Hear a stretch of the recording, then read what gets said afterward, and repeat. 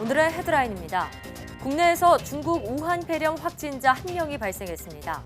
보건당국은 감염병 위기경보 수준을 주의 단계로 상향 조정하고 24시간 비상 방역 체계를 가동할 계획입니다.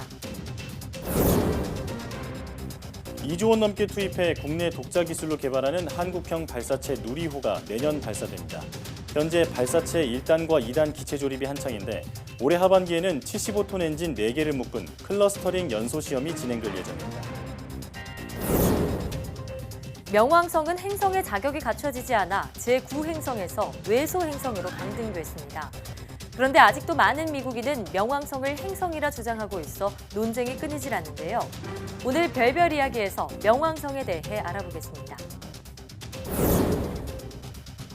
인공지능의 중요성이 나날이 커지고 있습니다. 산업과 서비스 분야는 물론 재난안전 분야에도 인공지능이 결합돼 상용화를 앞두고 있다고 하는데요. 오늘 과학 돋보기에서는 인공지능 기반 화재 대피 시스템에 대해 알아봅니다.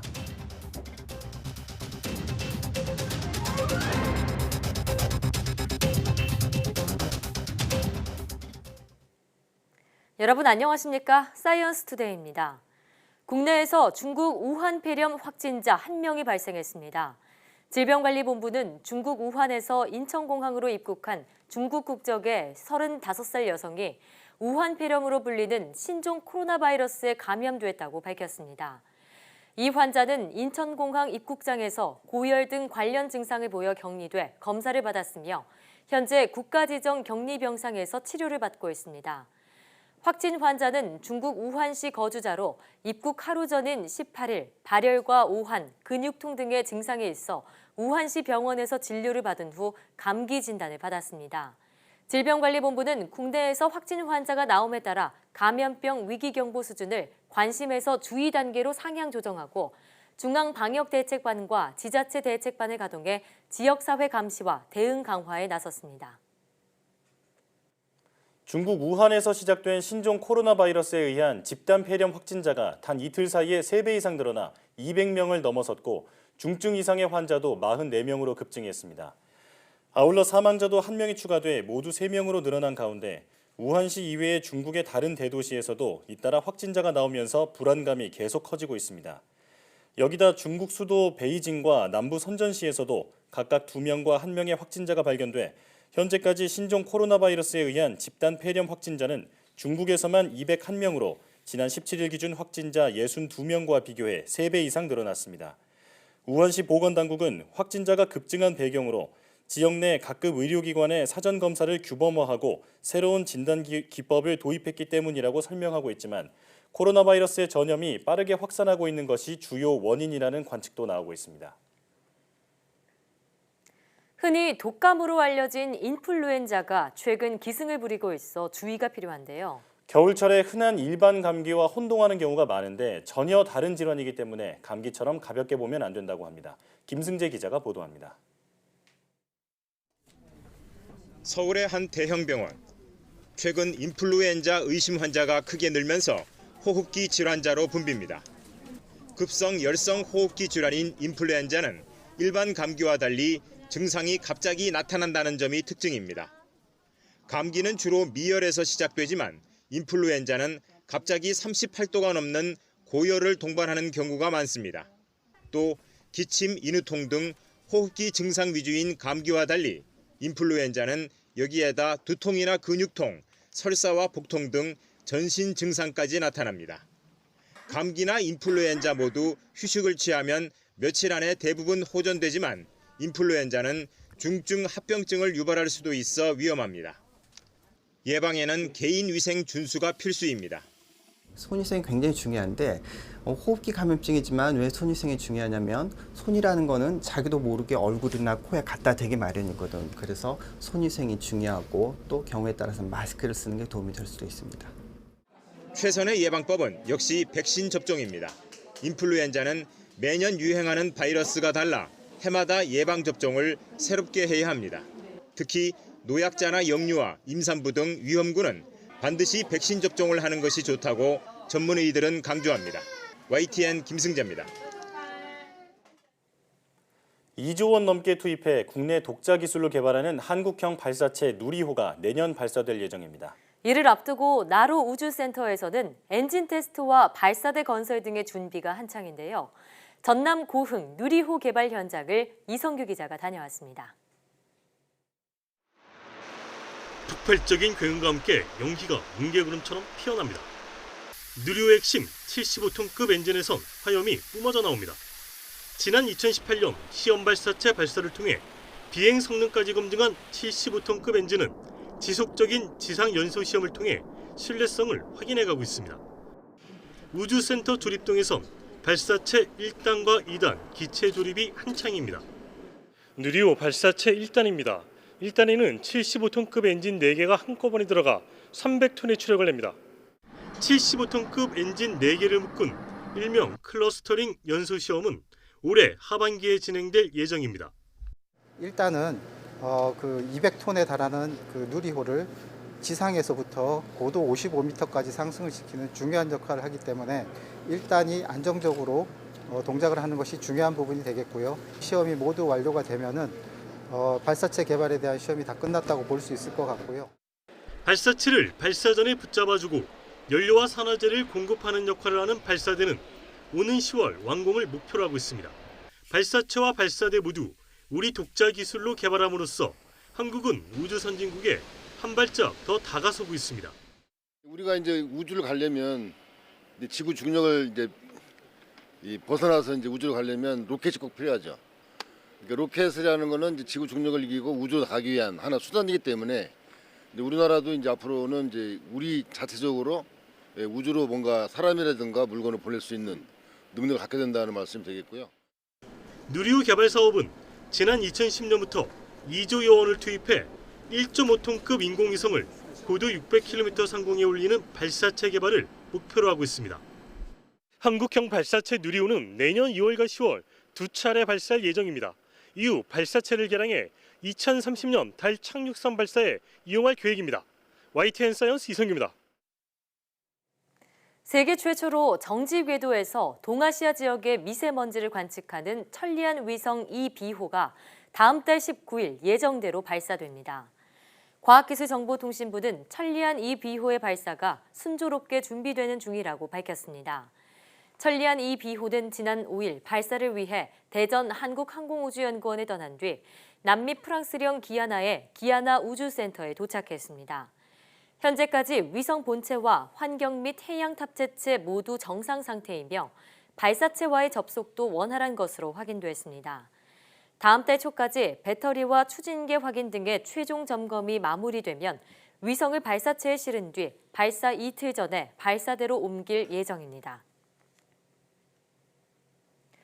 앞서 전해드린 대로 천리안 2B호는 현재 기아나 우주센터에서 발사 준비를 진행하고 있는데요. 천리안 2B호는 어떤 임무를 수행하게 될지 이혜리 기자가 정리했습니다. 적도 상공 36,000km 고도에서 한반도를 24시간 관측하는 정지궤도 위성 천리안 2B호.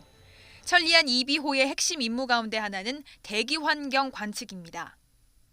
한반도와 주변 나라에서 발생하는 미세먼지의 이동 경로를 관측하고 20가지가 넘는 대기오염 물질에 대한 정보를 수집하게 됩니다. 대기 환경 감시 기능이 갖추어진 정지궤도 위성이 개발된 건 세계 최초입니다. 적조나 녹조 이동을 실시간으로 관측하는 임무도 맡았습니다. 2010년 발사된 천리안 1호보다 4배 향상된 관측 정확도로 적조, 녹조 피해를 줄이는 역할을 하게 됩니다. 천리안 2B호의 발사는 설계와 조립, 시험까지 우리 기술로 수행됐다는 점에서 그 의미를 더했습니다. 발사가 이루어지는 기아나 우주센터에서 막바지 준비가 한창인 2B호는 날씨 등 변수가 없는 한 다음 달 19일 우주로 향하게 될 전망입니다. YTN 사이언스 이혜리입니다. 민간 우주 탐사 기업 스페이스X가 유인 우주선 드래곤 캡슐의 비상 탈출 시험에 성공했습니다. 이번 시험은 현지 시각으로 19일 오전 10시 플로리다주 케네디 스페이스 센터에서 이루어졌습니다. 추진체인 펠컨 9 로켓이 발진한 뒤 수 킬로미터 상공에서 추진체와 캡슐이 분리됐고 캡슐은 정확히 9분 후 대서양에 무사히 안착했다고 AP통신 등 외신이 전했습니다. 스페이스X가 유인 우주선 발사 단계에서 비상사태가 발생했을 경우 우주인을 탈출시키는 시험에 성공함에 따라 미국 땅에서 우주인을 실어 우주로 보내는 원대한 계획에 중요한 이정표를 세웠다고 워싱턴 포스트는 평가했습니다. 미 항공우주국 나사는 2011년 우주왕복선 퇴역 이후 국제우주정거장에서 러시아 소유스 우주선에 우주비행사를 태워 우주로 보냈습니다. 스페이스X는 지난 2014년 나사와 계약 체결 후 미국 땅에서 미국 우주인을 보내는 프로젝트를 추진해 왔습니다.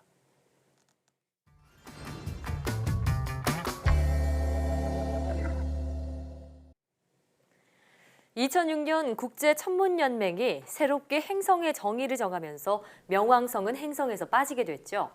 그런데 아직도 많은 미국인은 명왕성을 행성이라고 주장하고 있습니다. 그 이유는 무엇일까요? 오늘 별별 이야기에서는 한국천문연구원 우주과학본부 문홍규 박사와 함께 명왕성에 대해 알아보도록 하겠습니다. 안녕하세요. 네, 안녕하세요. 박사님, 태양계 행성을 수, 금, 지, 화, 목, 토, 천해, 명으로 네. 이제 알던 시기가 있었잖아요. 그렇죠. 네, 벌써 14년 전의 이야기인데 명왕성이 외소 행성으로 강등이 되면서 지금은 태양계 행성을 8개로 알고 있습니다.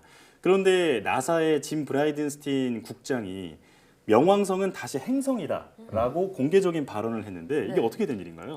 네, 지난 92년부터 우리 태양계에서 명왕성하고 크기나 질량이 비슷한 그런 천체들이 잇따라 발견됐어요. 네. 특히 결정적으로 2005년에 명왕성보다 27%나 더 무거운 에리스가 추가되면서 명왕성을 행성이라고 부를 근거가 약해졌었습니다. 그렇군요. 네, 결국 그래서 2006년에 체코 프라하에서 열렸던 국제천문연맹 IAU 총회에서 명왕성의 행성 지위를 박탈하는, 그러니까 행성에서 외소 행성으로 강등시킨다는 결정을 했습니다.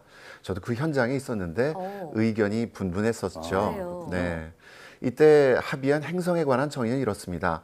첫째, 태양을 공전하고 둘째, 유체 정력학적으로 평형을 이루는 구 형태일 것.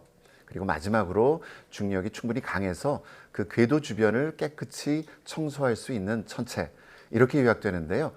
명왕성 같은 외소 행성은 궤도 주변 천체들을 말끔하게 청소하지 못했다는 겁니다. 네. 그래서 세 번째 조건이 문제라는 건데요. 현재 외소 행성으로 분류된 천체는 명왕성 말고도 세레스, 마케마케, 에리스, 세드나를 포함해서 8개나 되거든요. 예.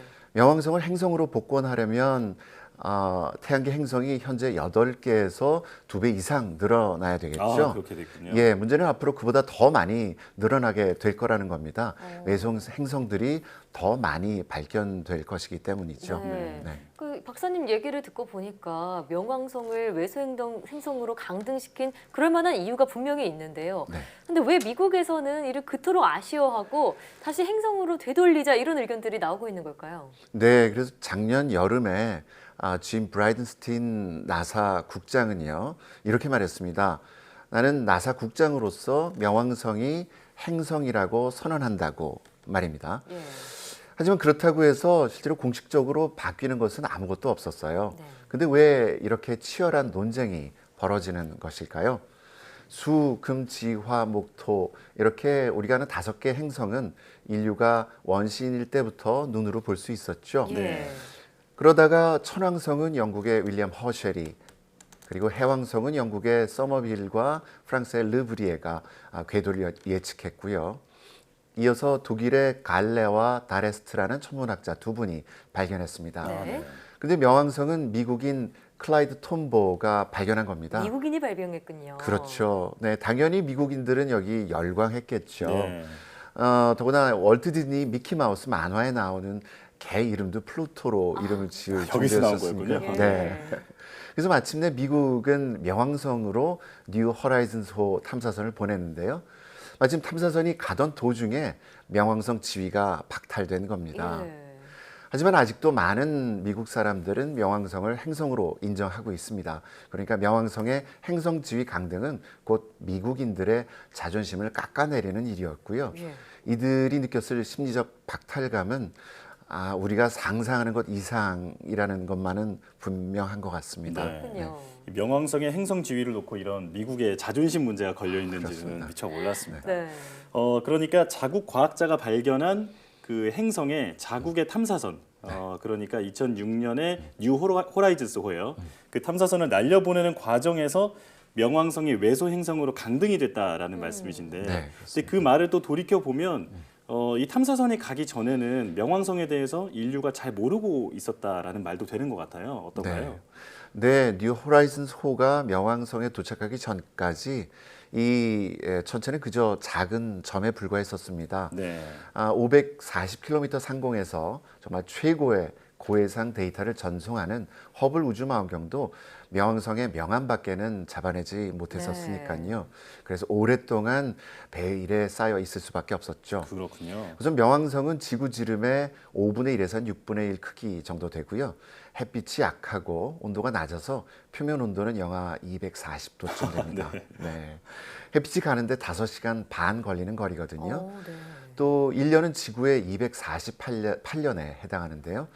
명왕성 시간 기준으로는 1년 전이 조선 영조 시대였다고 말하면 얼마나 긴지 와닿으시겠죠. 1년이요. 네. 명왕성 자체에 대해서 우리가 아는 것은 여기서 크게 벗어나지 못했습니다. 샤론을 비롯한 크고 작은 위성 몇 개가 있다는 것 외에는 말이죠. 네. 그렇군요. 자, 그렇게 뉴 호라이즌스 호가 9년간의 여정 끝에 지난 2015년 7월이죠. 명왕성에 도착을 했습니다. 자, 이때 새롭게 알아낸 사실들은 어떤 거였는지 궁금한데요. 네, 표면 지형하고 여러 가지 특성들을 알아냈는데요. 네. 먼저 명왕성 표면의 98% 이상이 질소가 얼어붙어 있는 질소 얼음이라는 겁니다. 네. 그 밖에 아주 적은 양의 메탄과 일산화탄소도 있었고요. 표면에는 물 얼음으로 된 산맥이 있고 또 지형 밝기하고 색상 차이도 굉장히 컸습니다. 명성을 보면 쉽게 눈에 띄는데요.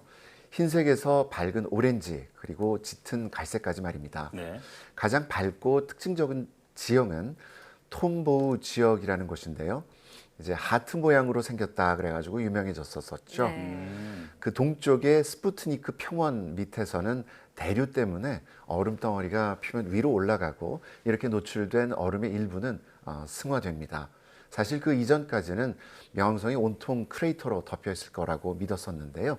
그게 아니었습니다. 톰보우 지역처럼 새로 생긴 지각에는 아예 크레이터가 없었던 겁니다. 방금 말씀드린 것처럼 아래에 있던 얼음이 대류를 통해서 위로 올라가고 새로 표면이 만들어진 거죠. 네. 지질학적으로는 그만큼 젊다는 뜻입니다.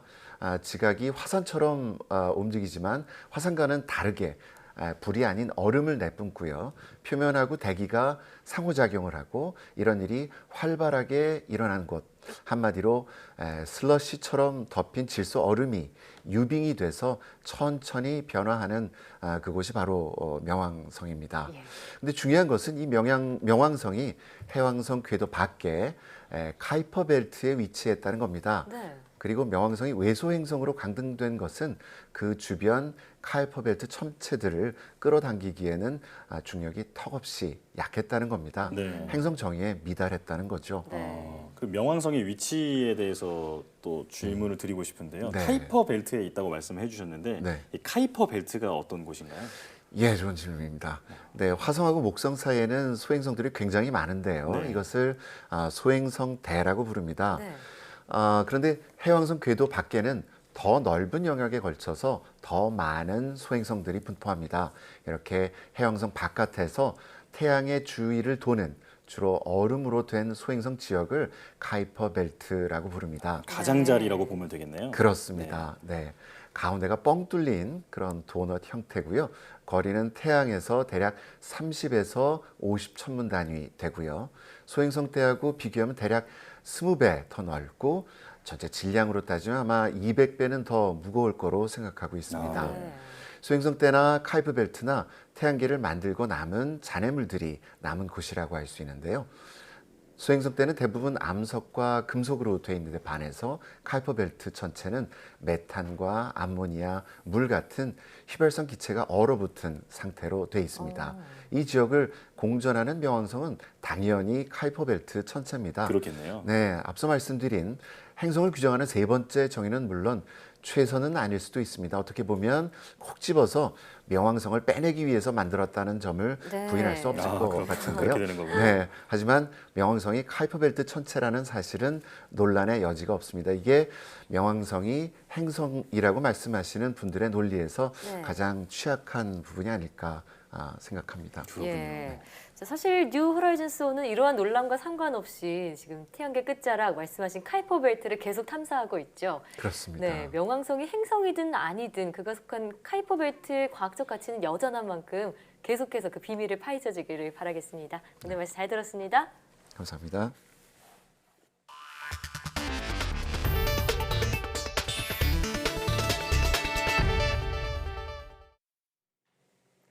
정부가 올해 1,600억 원을 투입해 소프트웨어 분야의 인재를 양성하고 인공지능 교육을 강화합니다. 과학기술정보통신부는 이런 내용을 담은 소프트웨어 인재 양성 및 저변 확충 사업의 시행 계획을 확정하고 이번 달부터 적극 지원한다고 밝혔습니다. 소프트웨어 인재 양성을 위한 예산은 지난해보다 23% 늘어난 1,633억 원으로 정부는 이를 초중고 대학 등의 교육과정에 투입해 약 14만 명을 지원할 예정입니다. 주요 사업 내용으로는 소프트웨어 중심 대학에 800억 원을 지원해 소프트웨어 전문 융합 인재를 양성하고 프랑스의 교육 시스템을 본뜬 이노베이션 아카데미를 통해 매년 500명의 혁신 소프트웨어 인재를 배출할 계획입니다. 또 전문가의 멘토링을 중심으로 심화 교육을 지원하고 초중고 교육 과정에도 올해부터 AI 등을 포함한 심화 교육을 적용할 예정입니다. 지난해 정보통신기술 분야 무역 수지가 685억 달러 흑자로 2018년보다 40% 감소한 것으로 나타났습니다. 과학기술정보통신부는 이런 내용을 담은 2019년 ICT 산업 수출입 통계를 발표했습니다. 지난해 ICT 분야 수출은 1,769억 달러, 수입은 1,084억 달러를 기록했고 수지는 685억 달러 흑자로 잠정 집계됐습니다. 이는 전년보다 39.5% 줄어든 수치입니다. 수출은 반도체와 디스플레이, 휴대전화 등 ICT 주력 품목 시장의 정체와 글로벌 경기 둔화 등으로 19.7% 감소했으며 특히 메모리 반도체 수출은 33% 정도 줄어든 것으로 나타났습니다. 과기정통부 관계자는 반도체와 디스플레이, 휴대전화 등의 수출 부진으로 ICT 무역 흑자가 감소했다며 올해는 글로벌 ICT 성장세와 ICT 품목의 수요 증가 등으로 수출이 증가할 것이라고 말했습니다.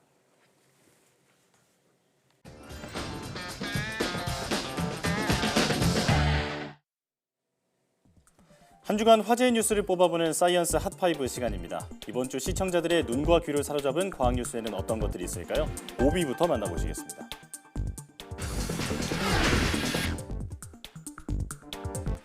병원에서 X선 촬영을 할 때면 방사선 노출이 신경 쓰이곤 하는데요. 그런데 이런 걱정을 줄일 수 있는 기술을 국내 연구진이 개발했습니다. 열을 이용하는 기존 방식 대신 전기 신호를 사용해 방사선 노출량을 절반으로 줄일 수 있게 된 건데요. 국내 한 의료기기 업체에서 상용화를 준비하고 있다고 하니까요. 실제 검사에도 활용할 수 있을 날이 머지않아 보입니다.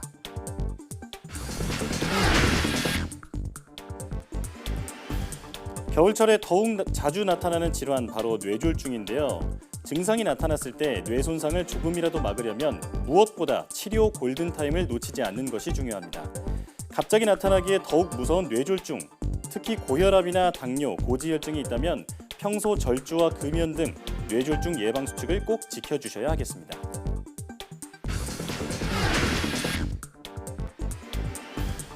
이리저리 휘어지고 심지어 구겨지기까지 하는 새로운 종류의 종인가요?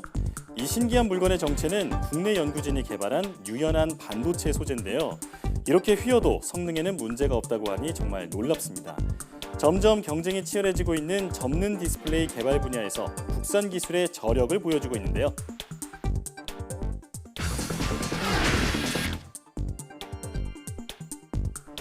특정 부위에서 과도하게 땀이 나는 다한증, 대부분 대수롭지 않게 여기시는 분들이 많은데요.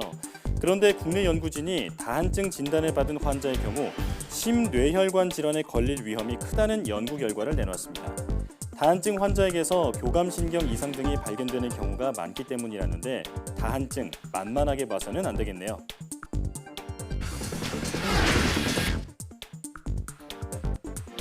미 항공우주국 나사가 오는 2024년 달 탐사 임무 등에 투입할 새 우주인 11명을 선발했죠. 그런데 여기에 무려 1600대 1의 경쟁률을 뚫고 선발된 한국계 조니 김 씨가 포함되면서 국내외 이목이 쏠렸습니다. 김 씨는 앞으로 국제우주정거장에서 훈련을 받게 되는데요. 과연 2024년 달에서 한국계 우주인의 모습을 볼 수 있을지 기대해봐도 좋을 것 같습니다. 지금까지 사이언스 핫5였습니다.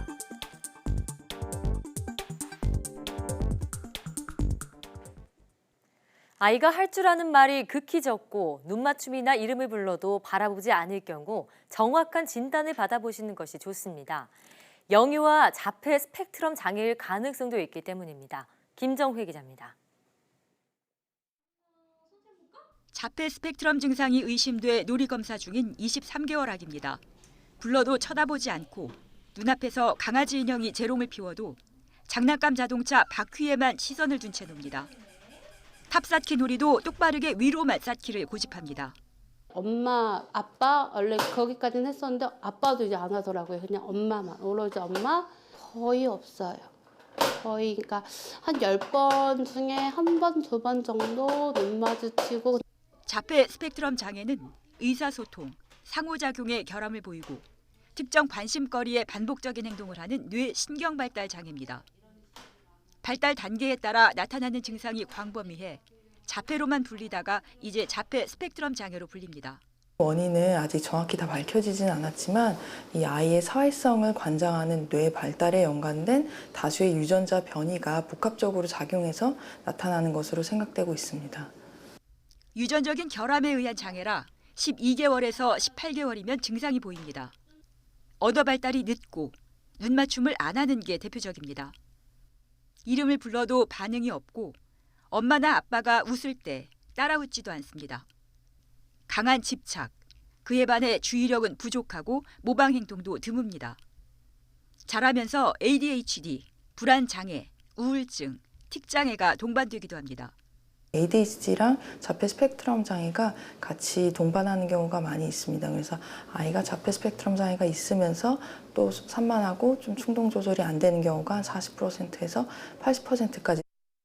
선천적인 질환이지만 돌 무렵부터 증상을 보이는 만큼 조기 진단으로 36개월 전에 치료를 시작하면 예후가 좋습니다. 때가 되면 나아지겠지 하다가는 자칫 치료 시기를 놓칠 수 있습니다.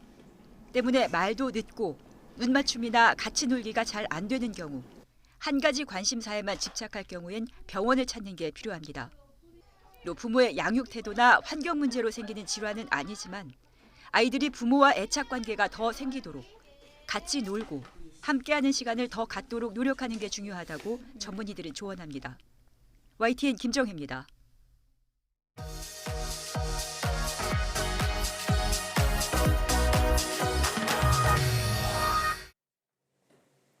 지하철에서 화재가 발생했다면 무엇보다 빠른 대피가 중요하겠죠. 최근 인공지능을 활용해 승객들에게 신속하고 안전한 대피로를 안내하는 시스템이 개발됐다고 합니다. 오늘 과학 돋보기에서는 인공지능 기반 화재 대피 시스템에 대해 알아보겠습니다. 한국기계연구원 인공지능기계연구실 한형석 책임연구원과 함께합니다. 어서 오세요. 안녕하십니까. 사실 지하철 화재하면 떠오르는 가슴 아픈 사고가 있었죠. 네, 바로 17년 전에 세계에서 두 번째로 많은 희생자를 냈던 대구 지하철 참사입니다. 네. 그 이후로 우리 사회가 전반적인 안전망을 보완을 하기 위해서 많은 노력을 기울여 왔는데 그런데 이번에 기계연구원에서 조금 더 혁신적인 시스템을 개발했다고 들었어요. 인공지능 기반 화재 대피 시스템은 어떤 건가요? 예, 모든 화재 사고에 있어서 가장 중요한 핵심 두 가지가 있습니다. 네. 첫 번째는 가장 빠르게 실시간으로 화재를 감지하는 것과 가장 안전한 출구로 사람들을 골든타임 내에 대피시키는 것이 되겠습니다. 이 두 가지 문제를 해결하기 위해서 저희는 AI, 딥러닝 모델을 이용해서 안전한 방향으로 승객을 안내하는 시스템을 개발하게 되었습니다. 네. 역산의 천장에 한 30여 개의 IoT 센서가 있고요. 실시간으로 이 화재 센서가 화재 상태를 감지하게 되겠습니다. 그런 다음에 딥러닝 모델은 측정된 화재 상태 정보로부터 가장 안전한 대피로를 찾아주게 되겠습니다. 네. 그러면 천장에 설치된 130여 개의 레이저 표시기가 지하철 바닥면에 밝은 조명으로 대피로 방향을 표시합니다. 특히 지하철 역사의 경우 화재가 발생하면 2차적인 전기 화재를 방지하기 위해서 일부 정전이 되기 때문에 거기에다가 연기까지 더해진다면 앞을 분간하기 어렵게 되겠습니다. 그렇죠. 이러한 상황이 되면 사람들은 판단력을 잃어 당황해 큰 인명사고로 이어질 수 있습니다. 네, 그렇군요. 자, 그러니까 인공지능으로 안전한 대피로를 찾아서 안내해 준 시스템이다라고 볼 수 있을 텐데요. 그러면 이렇게 최적의 대피로를 안내하려면 여러 가지 데이터를 학습시켜야 했을 텐데 어떻게 된 건가요? 그렇습니다. 온도와 그 인공지능을 학습하려면 많은 데이터가 필요하게 되겠습니다. 화재의 경우는 실제 데이터를 확보하는 데 어려움이 있어서 시뮬레이션으로 화재 데이터를 만들었습니다. 각 그 화재 센서가 가질 수 있는 경우의 수를 산정해서 수만 가지의 화재 발생 조건을 입력 데이터로 해서 그때 가장 안전한 화재 대피로를 선정하는 그런 시뮬레이션을 통해서 학습 데이터를 만들었습니다. 예, 그렇군요. 그렇군요. 지금 말씀하신 모든 경우의 수를 산정해서 실제로 시뮬레이션 시험을 한번 해봤다고 들었는데 그 대전 시청역 플랫폼에서 직접 해보셨잖아요. 예. 처음에 구상하셨던 거랑 잘 맞아 떨어졌던가요? 예, 그렇진 않았습니다.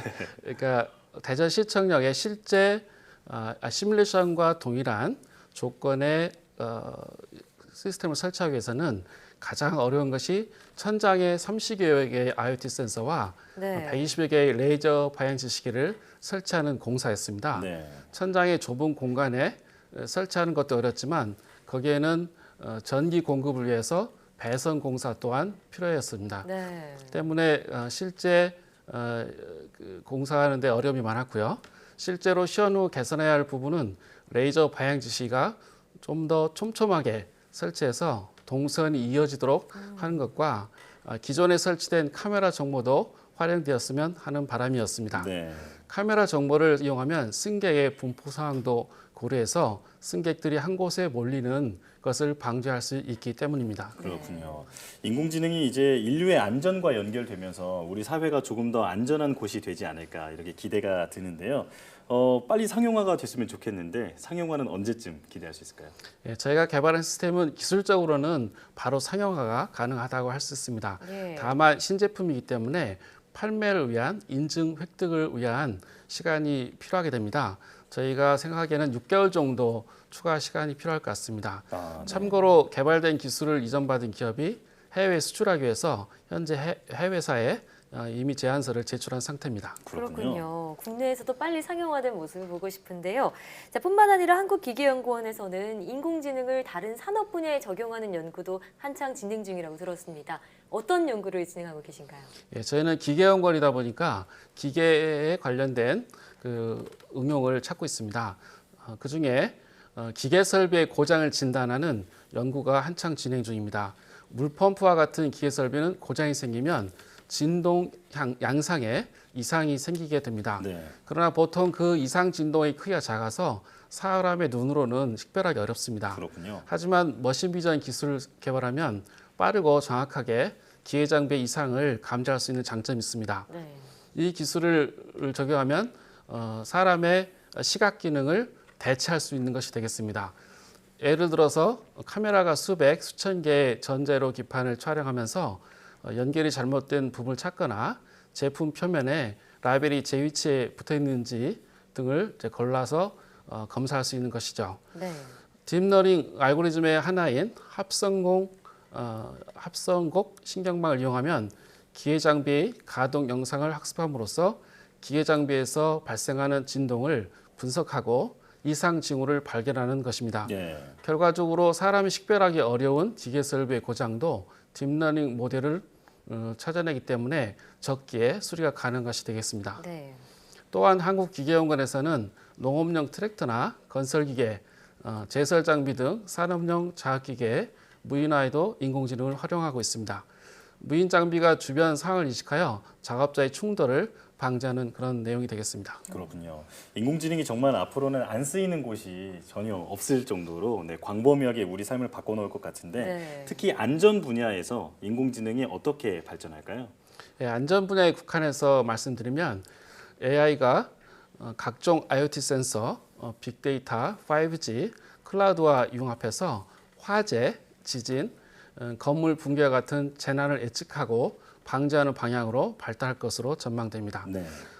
궁극적으로는 스마트 빌딩, 더 나아가 스마트 시티 재난 안전을 책임지는데 AI가 큰 역할을 할 것으로 보입니다. 예. 저 역시 이번 연구 결과를 시작으로 재난 안전의 범위를 넓혀서 AI 역할을 확장할 계획입니다. 네, 자, 인공지능 기술이 처음 대두됐을 때만 해도 좀 우려하는 목소리가 있었던 것도 사실인데요.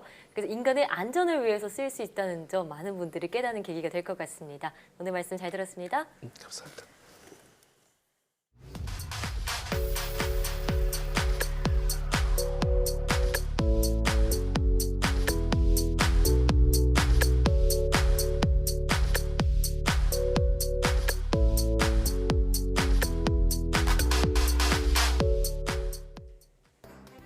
중국의 우한 폐렴 확진자가 200명을 넘어선 가운데 국내에서도 처음으로 우한 폐렴 확진자가 나와 보건당국의 비상이 걸렸습니다. 면역력이 약한 노약자나 호흡기 질환을 앓고 있는 사람은 더욱 조심해야 하는데요.